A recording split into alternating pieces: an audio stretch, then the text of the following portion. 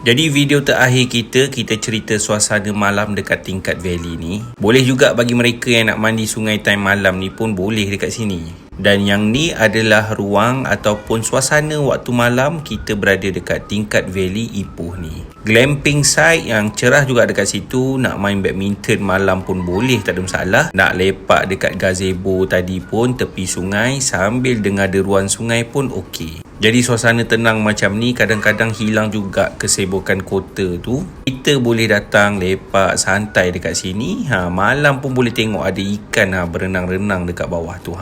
Jadi Tingkat Valley ni sebenarnya tak jauh tau daripada bandar. Dan mudah sebenarnya akses untuk datang ke sini. Dan kita akan amazed juga tengok kawasan yang secantik ni yang berada dekat Ipoh, Perak ni. Jadi bagi korang yang nak cari tempat untuk santai, suasana malam berada dekat-dekat dengan sungai, kawasan hutan macam ni, bolehlah consider untuk tinggal di Tingkat Valley.